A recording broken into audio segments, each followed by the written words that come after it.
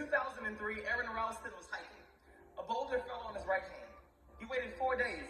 Then he amputated his own arm with a pocket knife.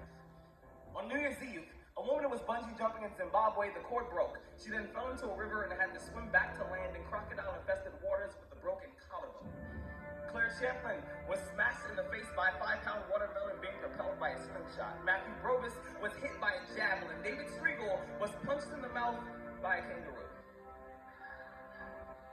The most amazing part of these stories is when asked about the experience, they all smiled, shrugged, and said, I guess things could have been worse. So go ahead. Tell me that you're having a bad day. Tell me about the traffic. Tell me about your boss. Tell me about the job you've been trying to quit for the past 4 years. Tell me the morning is a townhouse burning to the ground. Tell me the snooze button is a fire extinguisher. Tell me the alarm clock stole the keys to your smile. Drove it at 7 a.m. and the crash stole your happiness. Tell me how blessed are we to have tragedy so small it can fit on the tips of our tongues.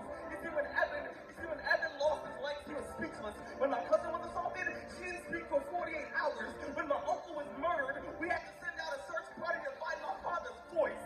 Most people have no idea that tragedy and silence have the exact same address.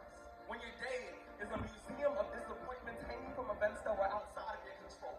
When you find yourself flailing in an ocean of why is this happening to me? When it feels like your guardian angel put in his 2-week notice 2 months ago and just decided not to tell you. When it feels like God is a babysitter that's always on the phone. When you get punched in the esophagus by a fistful of life, remember that every year 2 million people die of dehydration. So it doesn't matter if the glass is half full or half empty. There's water in the cup. Drink that shit and stop complaining. You see, muscle is created by repeatedly lifting things that have been designed to weigh us down. So when your shoulders feel heavy, stand up straight, lift your chin. Hell, call it exercise. Remember that life is a gym membership with a really complicated cancellation policy. Remember that you will survive. Remember, things could be worse. Remember, we have never, ever given anything that we can't handle. When the world crumbles around you, you have to look at the wreckage and then build a new one out of all the pieces that are still here. Remember, you are still here. The human heart beats approximately 4,000 times per hour, and each pulse,